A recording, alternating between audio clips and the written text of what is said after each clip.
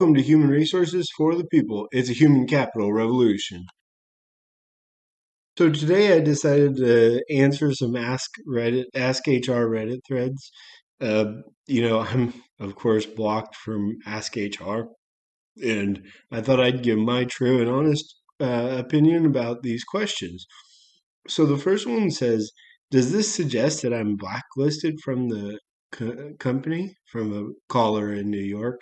They said, basically, I declined a job offer from a company due to my current circumstances. However, I ended up strongly regretting, so I reached back out and to see if they would re-extend the offer. The company allegedly read this person's email over 100 times in a 4-hour period and then said that we're unable to reconsider you for the position, but you declined. And as a result, we're not necessarily going to reconsider you. And, ultimately, maybe the fact that the company read his email over 100 times and thought about it for over 4 hours uh, signals that he's blacklisted and wants to know if he can reapply in the future and asks if the email message that he received was a typical or normal response. So I'll address the first question. First, no one read your email 100 times. No one probably discussed it almost at all. There may have been, maybe a slight discussion to to figure out what they wanted to do with you, but nah, they didn't. This wasn't a serious thing. And thinking about it for 4 hours, hiring decisions can often take days, if not weeks, not including the interviews. I strongly doubt that thinking about it for 4 hours is truly a indication that they were serious about you. And then whether or not you're blacklisted. I mean, there's not really such a thing as a blacklist. I mean, people move on to different jobs, people move into different positions, employees move on, and frankly, companies switch applicant tracking systems. So no, I mean, there is probably a temporary hold, and by temporary I mean potentially 2 to 3 years, where you probably won't be hired on. But if you're interested after that, definitely go ahead and apply because most likely the people who remembered you from when you turned them down are not there anymore. They're not in the same positions or not involved with that particular hiring manager. And as a result, you might get hired on. Blacklists don't really exist. We just don't have a great way of tracking people. And I am the king of second chances, and I love to give them if I can. And that's why it's really not one of those things that exists on a permanent basis within companies. The next one up is from California, and it's titled "Reporting My Coworker for Micromanaging." And this valuable employee says he has said words like, "Stop being so sensitive to my constructive comments. It is not criticism.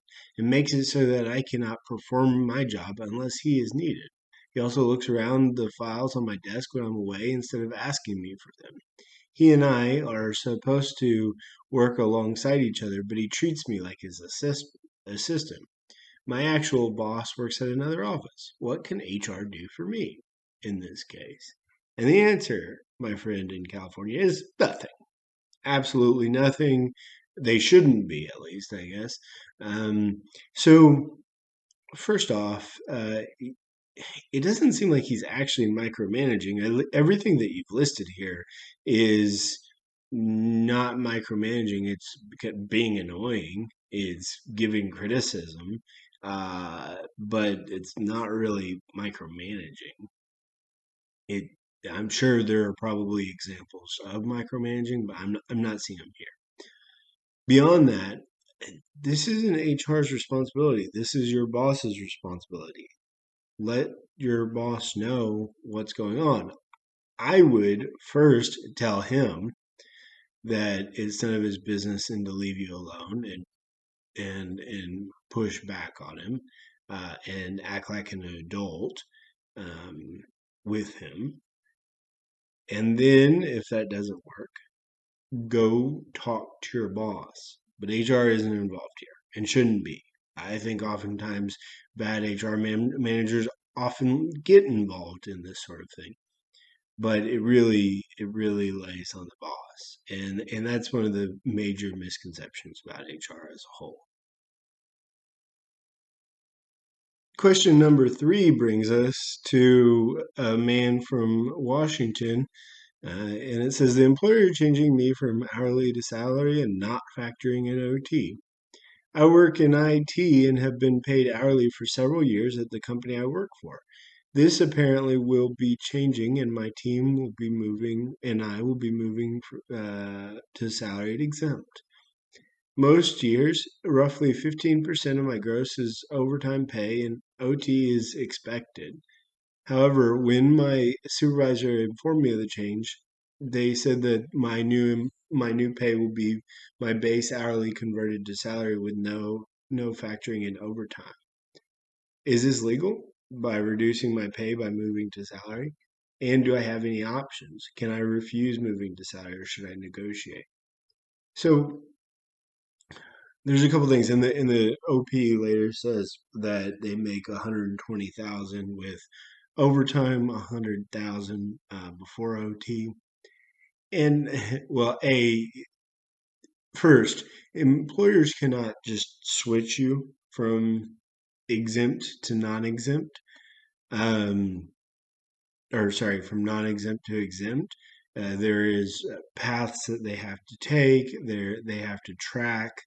Uh, they have to justify it. They have to find exemptions under the Fair Labor and Standards Act of 1938. So it's not a simple move. So it is reasonable to question this, right? It's reasonable to question the move from hourly to salary. However, being highly compensated, being an IT professional, and all of these things, and most likely you are supposed to be exempt. You were supposed to be exempt all along. I think it's fairly unusual for an IT person making 100,000 a year to be hourly. So the question is this legal by reducing my pay? As long as they follow the exemption tests, yes. And as long as they gave you enough notice ahead of time, you can't retroactively reduce pay, right? You can't go back in the past and reduce pay. It says, do I have any options here? Can I refuse moving to salary or should I negotiate? Yeah. No, to answer your question, no. There aren't a lot of options. The job market is hot, kind of question mark.